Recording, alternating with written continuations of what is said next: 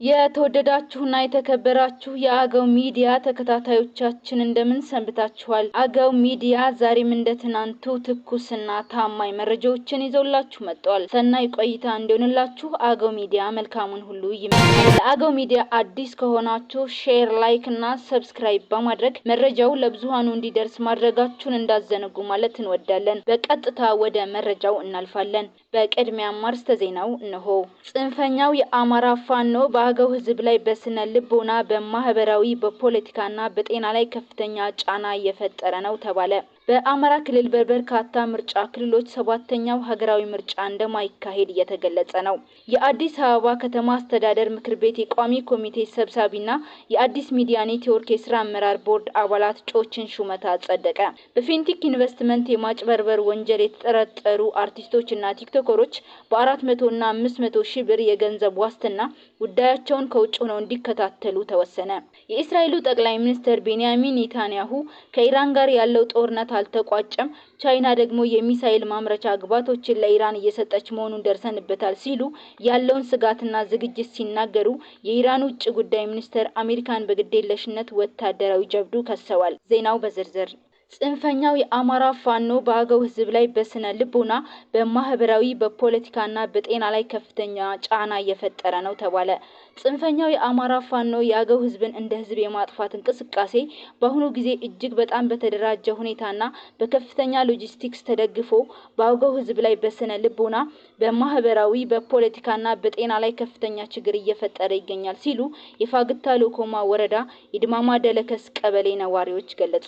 ከ2015 ዓመተ ምህረት ጀምሮ እስካሁን ድረስ በአገው ህዝብና ንብረታቸው ላይ የሚፈጸሙ ዘግናኝ ድርጊቶች፣ ዘግናኝ መፈናቀሎችና አሰቃቂ ግድያዎች እንዲሁም የህፃናት መደፈር ለመግለጽ የሚከብድ ቢሆንም እስካሁን ድረስ ተጠናክሮ ቀጥሏል ያለው ምንጮች በፋግታ ሎኮማ ወረዳ ድማማ ማንጉዲ ደለከስ በየቀኑ ንጹሃን እየተገደሉ ነው ሲሉ አጽንኦት ሰጠዋል። የክልሉና የዞን አመራር የአገው ህዝብ ስቃይ ለመግለጽ ሆነ ለመከላከል ከመዘጋጀት በተቃራኒ የጽንፈኛው ፋኖ ደጋፊና አስተባባሪ በመሆን የአገው ህዝብን ስቃይ እጥፍ ድርብ በማድረግ ላይ ይገኛሉ ያለው አንድ የድማማ ቀበሌ ተወላጅ የፌዴራል መንግስት ትኩረት እንዲሰጥ ጠይቋል። በአገው ህዝብ ላይ በየቀኑ በዞን በክልልና በፋኖ ትብብር በሚመስል መልኩ ከሚፈጸሙ በርካታ አሰቃቂ ግድያዎችና ድርጊቶች ጥቂቶቹ ሚያዝያ 29 2018 ዓ.ም በድማማ ደለከስ የተፈጸመውና በባንጃ ወረዳ ሮቢት ተብሎ በሚጠራው አካባቢ በመንግስት ጥምር ጦር ማለትም ፖሊስ፣ ሚሊሻ፣ አድማ ብተና እንዲሁም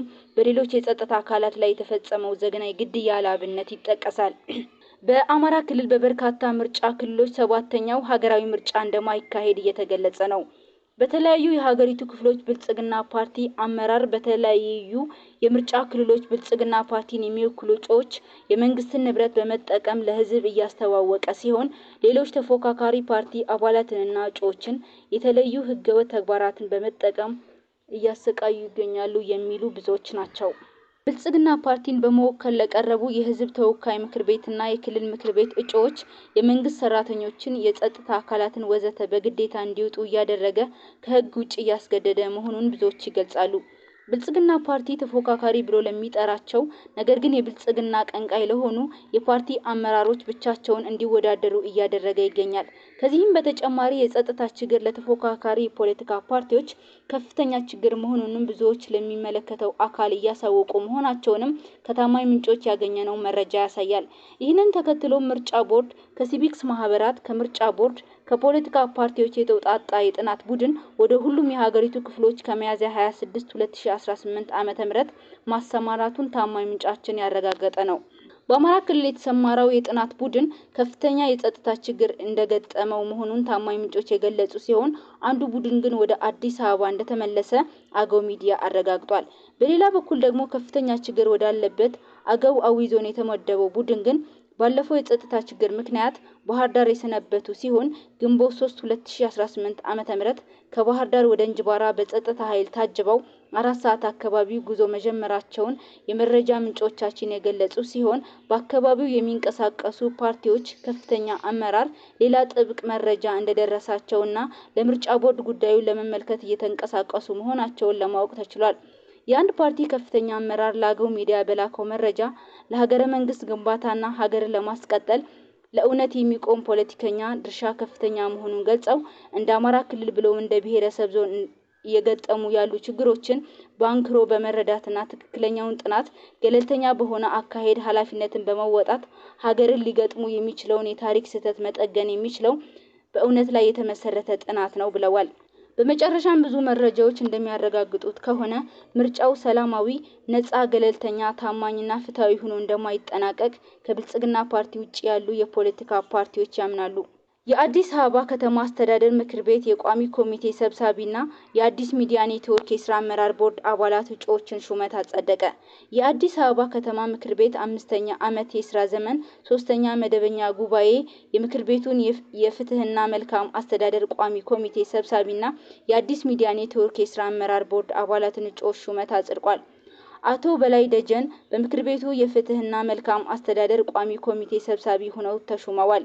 የአዲስ ሚዲያ ኔትወርክ አቅምና ተደራሽነት ይበልጥ ለማጠናከር በቀረበው ሹመት መሰረት ደግሞ አንደኛ አቶ ሞገስ ባልቻ የአዲስ ሚዲያ ኔትወርክ የስራ አመራር ቦርድ ሰብሳቢ፣ ሁለተኛ ረዳት ፕሮፌሰር ነብዩ ባዬ የስራ አመራር ቦርድ አባል፣ ሶስተኛ አቶ ሰለሞን ካሳ የስራ አመራር ቦርድ አባል፣ አራተኛ ወይዘሮ ልዕልቲ ግደይ የስራ አመራር ቦርድ አባል፣ አምስተኛ ዶክተር ሜሳ ኤሌማ የስራ አመራር ቦርድ አባል፣ ስድስተኛ ወይዘሮ ዛሃራ መሐመድ የስራ አመራር ቦርድ አባል ሆነው ተሹመዋል። በፌንቲክ ኢንቨስትመንት የማጭበርበር ወንጀል የተጠረጠሩ አርቲስቶችና ቲክቶከሮች በ400 እና 500 ሺህ ብር የገንዘብ ዋስትና ጉዳያቸውን ከውጭ ሆነው እንዲከታተሉ ተወሰነ። ችሎቱ ሚያዝያ 28 2018 ዓ.ም በተሰየመበት ወቅት ተጠርጣሪዎች ለዋስትና የሚያቀርቡትን የገንዘብ መጠን ለመወሰን ግንቦት 3 2018 ዓ.ም ቀነ ቀጠሮ መስጠቱ ይታወቃል።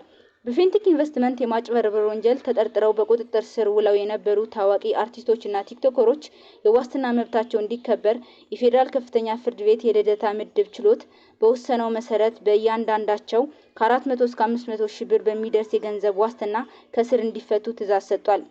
ፍርድ ቤቱ በዋስትና ጉዳዩ ላይ መርምሮ ባስተላለፈው ውሳኔ መሰረት ከአንደኛ እስከ አራተኛ ተከሳሾች አርቲስት ሰራዊት ፍቅሬ፣ አርቲስት ሰለሞን ቦጋለ፣ አርቲስት ይገረም ደጀንና አርቲስት ዳንኤል ተገኘ እያንዳንዳቸው በ500 ሺህ ብር የገንዘብ ዋስትና እንዲሁም ስድስተኛና ሰባተኛ ተከሳሾች ካሊድ ናሰርና አብርሃም ግዛው እያንዳንዳቸው በ400 ሺህ ብር የገንዘብ ዋስትና ከስር እንዲፈቱ ወስኗል። ይሁን እንጂ ተጠርጣሪዎቹ ከሀገር እንዳይወጡ የእግድ ትዕዛዝ ተላልፎባቸዋል። በሌላ በኩል በክስ መዝገቡ አምስተኛ ተከሳሽ በሆነው በቲክቶከሩ መንሱር ጀማል ላይ አቃቢ ሕግ የዋስትና መብቱን በመቃወሙ ምክንያት ችሎቱ ውሳኔ ለመስጠት ተለዋጭ ቀጠሮ ሰጥቷል።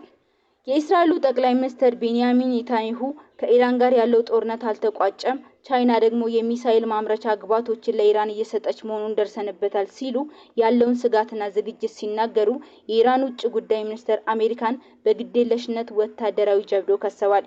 የኢራኑ ጠቅላይ ሚኒስትር ቤንያሚን ኔታንያሁ በኢራን ውስጥ የሚገኘው የበለጸገ ዩራኒየም ሙሉ በሙሉ እስካልተወገደ ድረስ አሁን እየተካሄደ ያለው ጦርነት እንደማያበቃ አስጠነቀቁ።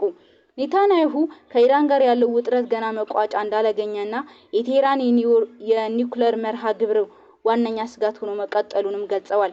ጠቅላይ ሚኒስትሩ ከኢራን የሚሰነዘረው ጥቃትና ቀጠናዊ አለመረጋጋት አሁንም ባለበት በመሆኑ እስራኤል ዝግጅቷን እንደማታቆም ገልጸዋል።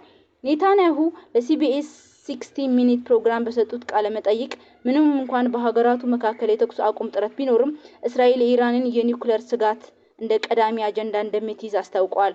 ይህ መግለጫ የወጣው በሁለቱ ሀገራት መካከል ያለው ወታደራዊና ዲፕሎማሲያዊ ፍጥጫ በከፍተኛ ደረጃ በጨመረበት ወቅት መሆኑ ጉዳይን አሳሳቢ አድርጎታል።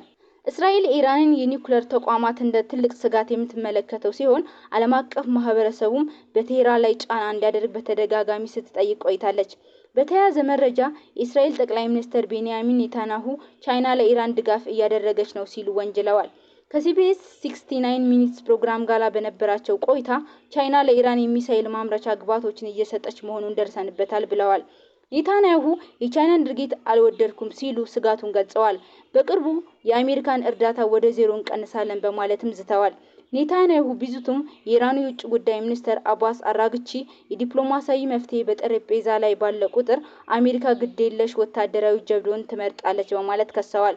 ውጭ ጉዳይ ሚኒስትሩ አባስ አራግቺ ኢራን በአሜሪካ ግፊት በፍጹም አትንበረከክም ያሉ ሲሆን ይህንን ያሉትም ሁለቱ ወገኖች በሆርሙዝ የባህር ሰርጥ ውስጥ እርስ በርስ ጥቃት ሰንዝረዋል ከተባባሉ አሜሪካ በኢራን መርከቦች ላይ ተኩስ ከከፈተች አንድ ቀን በኋላ በኤክስ ገጻቸው ባስተላለፉት መልእክት ነው። ምንም እንኳን ግጭት ቢኖርም ፕሬዝዳንት ትራምፕ የተኩስ አቁም ስምምነቱ እንደጸና መሆኑን ገልጸዋል። ይህ ስምምነት አሜሪካና እስራኤል በየካቲት ወር የጀመሩትን ጦርነት ለማቆም የሚያስችል ንግግር ለማድረግ ያለመ ነው። እንደ አሜሪካ ውጭ ጉዳይ ሚኒስትር ማርኮ ሩቢዮ ገለጻ ኢራን ለአሜሪካ የሰላም ጥያቄ የሰጠችው ምላሽ አርብ ዕለት ይጠበቅ ነበር። ሩቢዮ በጣሊያን ባደረጉት ጉብኝት ወቅት ጥያቄው ቁም ነገር ያለው እንደሚሆን ተስፋ አደርጋለሁ ብለዋል ሲሉ ቢቢሲ ዘግቧል። የተወደዳችሁ አድማጮች አርስተ ዜናው በድጋሚ እንሆ። ጽንፈኛው የአማራ ፋኖ በአገው ሕዝብ ላይ በስነ ልቦና፣ በማህበራዊ፣ በፖለቲካና በጤና ላይ ከፍተኛ ጫና እየፈጠረ ነው ተባለ። በአማራ ክልል በበርካታ ምርጫ ክልሎች ሰባተኛው ሀገራዊ ምርጫ እንደማይካሄድ እየተገለጸ ነው። የአዲስ አበባ ከተማ አስተዳደር ምክር ቤት የቋሚ ኮሚቴ ሰብሳቢና የአዲስ ሚዲያ ኔትወርክ የስራ አመራር ቦርድ አባላት እጩዎችን ሹመት አጸደቀ። በፊንቴክ ኢንቨስትመንት የማጭበርበር ወንጀል የተጠረጠሩ አርቲስቶችና ቲክቶከሮች በ400 እና 500 ሺህ ብር የገንዘብ ዋስትና ጉዳያቸውን ከውጭ ሆነው እንዲከታተሉ ተወሰነ። የእስራኤሉ ጠቅላይ ሚኒስትር ቤንያሚን ኔታንያሁ ከኢራን ጋር ያለው ጦርነት አልተቋጨም፣ ቻይና ደግሞ የሚሳኤል ማምረቻ ግብዓቶችን ለኢራን እየሰጠች መሆኑን ደርሰንበታል ሲሉ ያለውን ስጋትና ዝግጅት ሲናገሩ፣ የኢራን ውጭ ጉዳይ ሚኒስትር አሜሪካን በግዴለሽነት ወታደራዊ ጀብዱ ከሰዋል። ይህ አገው ሚዲያ ነው። ወዳችሁ ስለምትከታተሉንና ሌሎች እንዲደርስ ሼር ስለምታደርጉ እያመሰገንን በሌላ ዝግጅት እስከምንገናኝ መልካሙን ሁሉ ተመኘን።